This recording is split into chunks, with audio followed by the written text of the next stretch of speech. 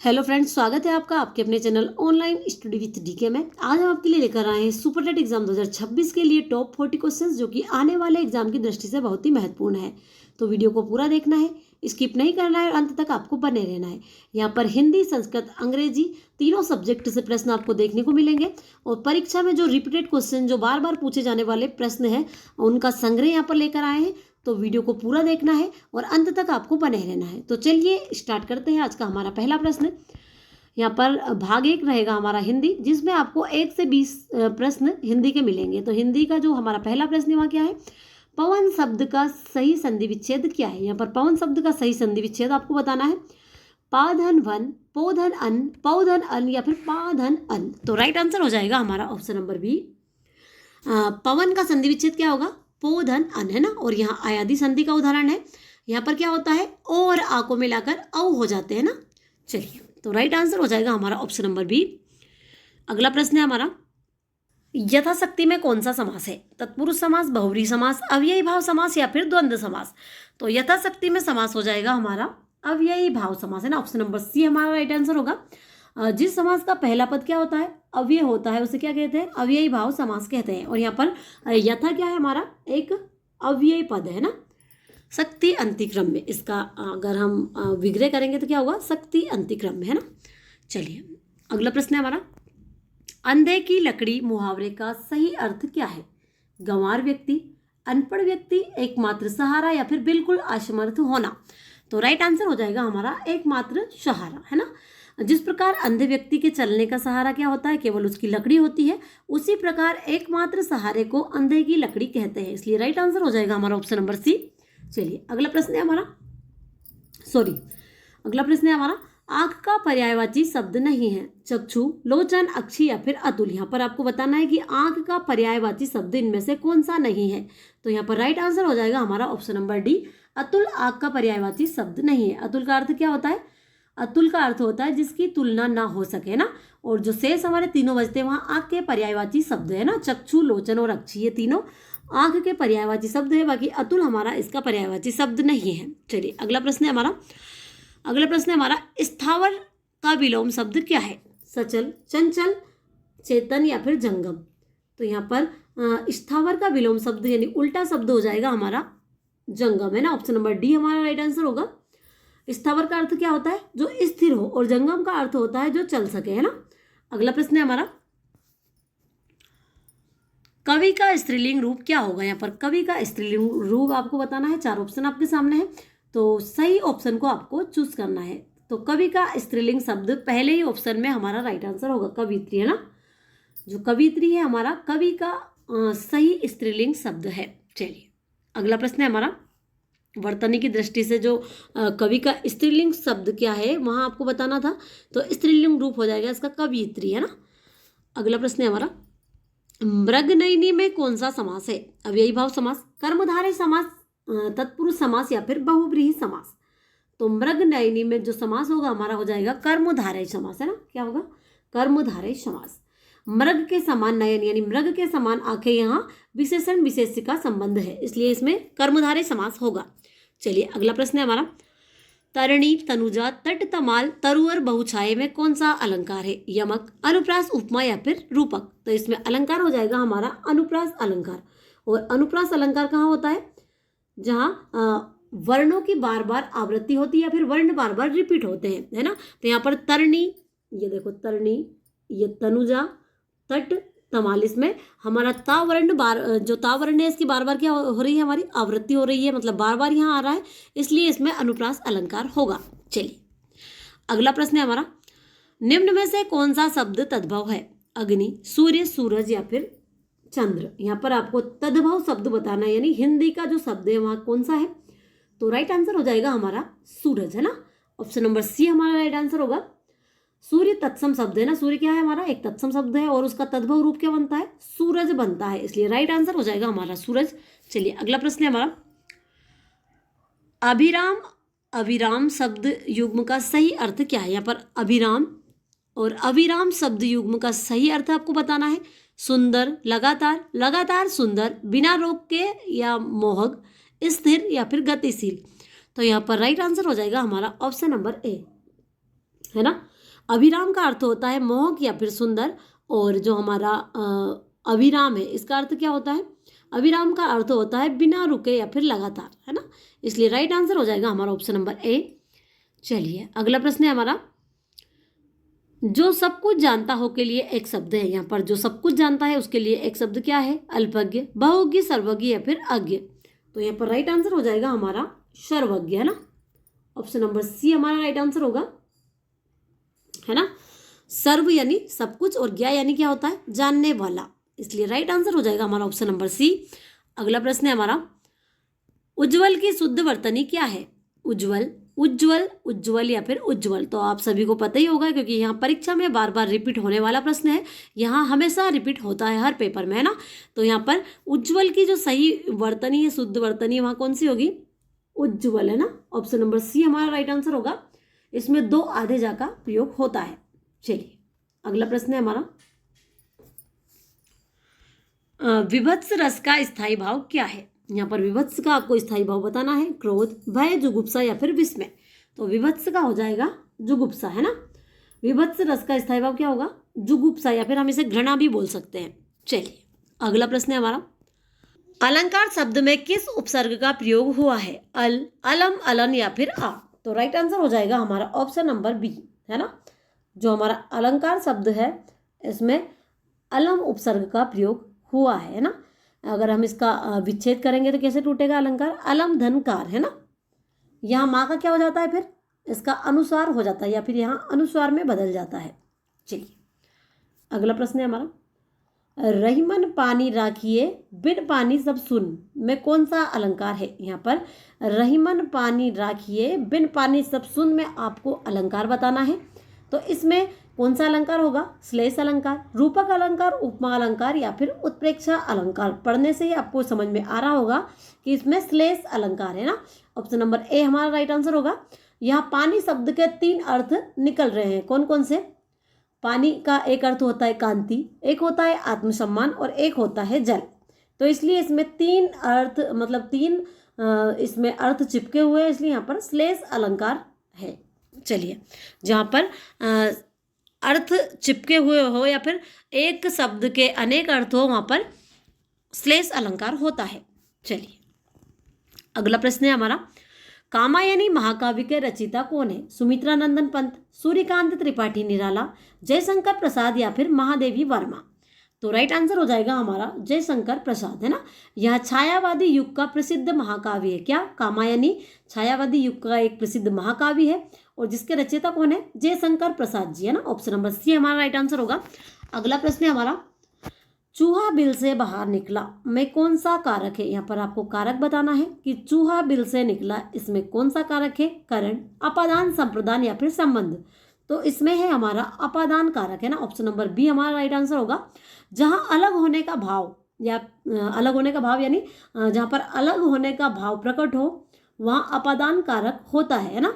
एक हमारा कर्ता ने कर्म को करण से, है ना, करण से, वहाँ पे भी से आ रहा है लेकिन वहाँ पर अलग होने का भाव नहीं आता है। अपादान कारक में अलग होने का भाव आता है, इसलिए यहाँ पर अपादान कारक होगा। चलिए अगला प्रश्न है हमारा, क्योंकि चूहा कहाँ जा रहा है? बिल से बाहर जा रहा है ना। अगला यानी उससे दूर हो रहा है। अगला प्रश्न है हमारा, चौपाई छंद के प्रत्येक चरण में कितनी मात्राएं होती है? 11, 13, 16 या फिर 24। तो चौपाई छंद के प्रत्येक चरण में 16 मात्राएं होती है। ऑप्शन नंबर सी हमारा राइट आंसर होगा, है ना। और चौपाई क्या है? एक सममात्रिक छंद है जिसके प्रत्येक चरण में 16 मात्राएं होती है। अगला प्रश्न है हमारा, निम्न में से कौन सा शब्द देशज है? आग, लोटा, प्रार्थना या फिर खेत। तो राइट आंसर हो जाएगा हमारा ऑप्शन नंबर बी, है ना। लोटा क्षेत्रीय प्रभाव से विकसित शब्द है, अतः यह कैसा शब्द है? देशज शब्द है। चलिए अगला प्रश्न है हमारा, घोड़ों का घर का शुद्ध सामासिक पद क्या है? घोड़ा घर, घुड़साल, अश्वशाला या फिर घुड़दौड़। तो राइट आंसर हो जाएगा हमारा ऑप्शन नंबर बी, है ना, घुड़साल। घोड़ों का घर का शुद्ध सामासिक पद होगा, क्या होगा हमारा? घुड़साल होगा, है ना। घोड़ों के रहने के स्थान को क्या कहते हैं? घुड़साल कहते हैं। चलिए अगला प्रश्न है हमारा, अगला जो भाग है हमारा संस्कृत का भाग है। इसमें 21 से 30 तक के जो प्रश्न है वहाँ संस्कृत से आपको देखने को मिलेंगे। तो चलिए देखते हैं आज का हमारा संस्कृत का पहला प्रश्न। संस्कृत व्याकरण में माहेश्वर सूत्रों की संख्या कितनी होती है? 10, 12, 14 या फिर 16? तो यहाँ पर राइट आंसर हो जाएगा हमारा ऑप्शन नंबर सी, है ना। संस्कृत व्याकरण में माहेश्वर सूत्रों की संख्या कितनी होती है? 14 होती है ना। भगवान शिव के डमरू से 14 सूत्र निकले थे, जिन्हें क्या कहा जाता है? माहेश्वर सूत्र कहा जाता है ना, चतुर्दश सूत्राणी। चलिए अगला प्रश्न है हमारा, विद्यार्थी पद में कौन सी संधि है? गुण संधि, दीर्घ संधि, यण संधि या फिर वृद्धि संधि? तो विद्यार्थी पद में संधि हो जाएगी हमारी दीर्घ संधि, है ना। ऑप्शन नंबर बी हमारा राइट आंसर होगा। इसका विग्रह क्या होगा? विद्या धन अर्थी, है ना, यानी बड़ा आ प्लस आ यहाँ पर आ रहा है और दोनों को मिलाकर क्या बनता है? हमारा बड़ा आ बनता है ना। अतः यहाँ अकासा वर्ण दीर्घा सूत्र लगा हुआ है। चलिए अगला प्रश्न है हमारा, अव्ययी भाव समास का उदाहरण कौन सा है? उपकृष्णम, पीताम्बर, राजपुरुष या फिर त्रिभुवनम? तो राइट आंसर हो जाएगा हमारा ऑप्शन नंबर ए, है ना। यहाँ पर अव्ययी भाव समास का उदाहरण क्या होगा? उपकृष्टम होगा, है ना। कृष्ण से समीपम या फिर कृष्ण के समीप, यहाँ पर उप क्या है? एक अव्यय है। चलिए अगला प्रश्न है हमारा, पठती धातु रूप किस लकार का है? पठती धातु रूप किस लकार का है? यहाँ आपको बताना है। लट लकार, लोट लकार, लट लकार या फिर लंग लकार? तो पठती धातु रूप लट लकार का है ना। ऑप्शन नंबर सी हमारा राइट आंसर होगा। और लट लकार का प्रयोग वर्तमान काल के लिए किया जाता है ना। चलिए अगला प्रश्न है हमारा, पितृ शब्द का द्वितीय बहुवचन रूप क्या होगा? हमारा पितृ का बहुवचन आपको बताना है, द्वितीय बहुवचन। तो क्या होगा? पितरन, पितरन, पितरम या फिर पितरा? तो राइट आंसर हो जाएगा हमारा ऑप्शन नंबर बी, है ना। इसमें डबल ऋषि की मात्रा आएगी ना, बड़ा ऋषि इसमें आएगा। पितृ शब्द के द्वितीय बहुवचन में रकार दीर्घ हो जाता है ना। क्या हो जाता है? रकार दीर्घ हो जाता है, इसलिए पितरन यहाँ पर हमारा राइट आंसर होगा। चलिए अगला प्रश्न है हमारा, श शाकम शाधर्मम के योग में कौन सी विभक्ति होती है? द्वितीय, तृतीय, चतुर्थी या फिर पंचमी? तो राइट आंसर हो जाएगा हमारा तृतीय विभक्ति ना। ऑप्शन नंबर बी हमारा राइट आंसर होगा। सहयुक्त अप्रधान सूत्र के अनुसार सह यानी साथ के योग में तृतीय विभक्ति होती है। जैसे रामेण सह सीता गच्छति, राम के साथ सीता जाती, इसमें कौन सी विभक्ति? इसमें तृतीय विभक्ति, इसलिए राइट आंसर हो जाएगा हमारा ऑप्शन नंबर बी। चलिए अगला प्रश्न है हमारा, गतवा शब्द में कौन सा प्रत्यय है? तुमुन, कतवा, लियप या फिर कत प्रत्यय? तो यहाँ पर गतवा शब्द में जो प्रत्यय होगा वहाँ हो जाएगा हमारा कतवा। गतवा में कतवा प्रत्यय होगा ना। और धातु कौन सी होगी? हमारी गम धातु। चलिए अगला प्रश्न है हमारा, संस्कृत शब्द में कौन सा उपसर्ग है? सन, सम, सा या फिर समा? तो संस्कृत शब्द में उपसर्ग हो जाएगा हमारा सम उपसर्ग, है ना। ऑप्शन नंबर बी हमारा राइट आंसर होगा। अगर हम इसको तोड़ेंगे तो यहाँ कैसे टूटेगा? यहाँ टूटेगा हमारा सम, है ना। क्र, क्र क्या है? इसमें धातु है। और कत क्या है? इसमें प्रत्यय, है ना। तो यहाँ पर पूछा क्या गया हमसे? संस्कृत शब्द में कौन सा उपसर्ग है? यहाँ पर आपसे उपसर्ग पूछा गया, तो इसमें सम उपसर्ग है ना। और क्रा क्या है? हमारी धातु है। और कत क्या है? हमारा प्रत्यय है। चलिए अगला प्रश्न है हमारा, वहां घर जाता है का सही संस्कृत अनुवाद क्या होगा? सह गृहम गच्छति, ते गृहम गच्छन्ति, त्वम गृहम गच्छसि या फिर सह गृहस्य गच्छति? तो यहाँ पर राइट आंसर हो जाएगा हमारा ऑप्शन नंबर ए। वहां घर जाता है का सही संस्कृत अनुवाद होगा सह गृहम गच्छति, है ना। सह यानी क्या होता है? वहां का संस्कृत में क्या बनता है? हमारा सा बनता है। और जाता है के लिए प्रथम पुरुष एक वचन में गच्छति प्रयोग होता है, इसलिए राइट आंसर हो जाएगा हमारा ऑप्शन नंबर ए। चलिए अगला प्रश्न है हमारा, अगला और लास्ट प्रश्न है हमारा संस्कृत का, अभिज्ञान शाकुंतलम किसकी रचना है? भवभूति की, कालिदास की, भारवी की या फिर बाण भट्ट की? तो यहाँ पर राइट आंसर हो जाएगा हमारा ऑप्शन नंबर बी, है ना। भवभूति कालिदास की रचना है ना। यह महाकवि कालिदास का विश्व प्रसिद्ध नाटक है। चलिए अगला प्रश्न है हमारा, अब स्टार्ट होता है आपका भाग 3, जिसमें अंग्रेजी के प्रश्न आपको यहाँ पर देखने को मिलेंगे। यानी 31 से 40 तक के जो प्रश्न होंगे वो हमारे अंग्रेजी के प्रश्न होंगे। तो चलिए देखते हैं। 31 क्वेश्चन है हमारा, चूज द करेक्ट नाउन। यहाँ पर नाउन आपको चूज करना है, सही संज्ञा आपको चुनना है। तो सही संज्ञा क्या है? रन, ब्यूटी, स्लोली या फिर अंडर? तो यहाँ पर राइट आंसर हो जाएगा हमारा ब्यूटी, है ना। ऑप्शन नंबर बी हमारा राइट आंसर होगा। रन यानी क्या होता है? दौड़ना। और यहाँ एक वर्ब है। ब्यूटी यानी होती है सुंदरता, है ना। यहाँ क्या है हमारी एब्स्ट्रैक्ट नाउन है ना।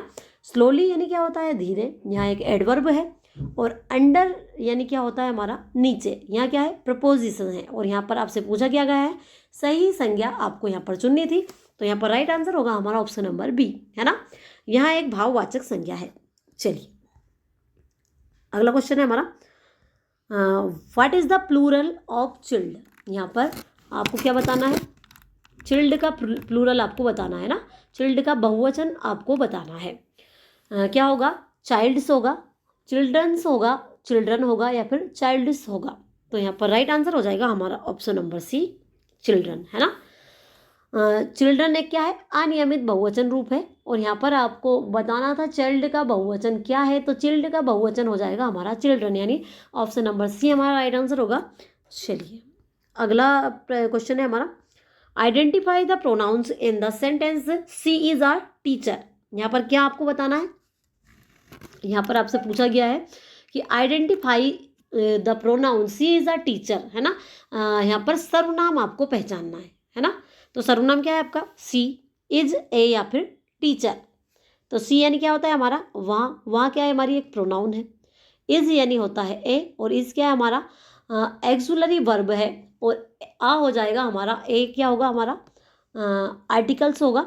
और टीचर क्या हो, टीचर जो है वहाँ क्या है हमारी एक नाउन है। और यहाँ पर आपको बताना क्या है, सर्वनाम आपको बताना, सर्वनाम आपको पहचानना था। तो यहाँ पर राइट आंसर क्या होगा हमारा, राइट आंसर हो जाएगा हमारा ऑप्शन नंबर ए, है ना, सी, है ना।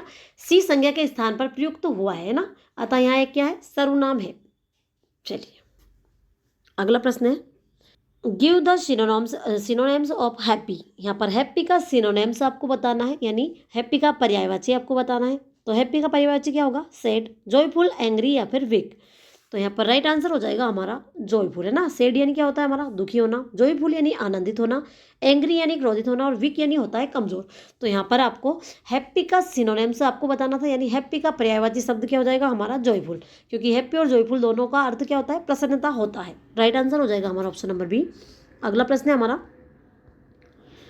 द केट सेट, रिक्त स्थान द मेड, है ना, फिल विथ करेक्ट प्रपोजिशन। यहाँ पर आपको जो रिक्त स्थान दे रखा है इसको आपको फिल करना है। तो इसके अंदर क्या आएगा हमारा, इन, ऑन, बिटवीन या फिर into.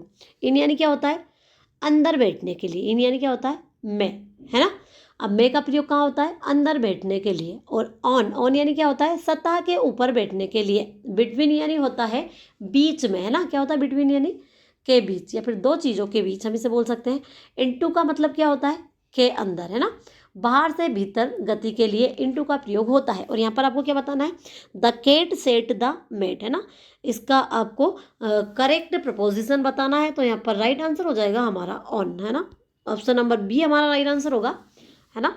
The cat sat on the mat, यानी इसका अर्थ क्या होता है बिल्ली चटाई पर बैठी है ना।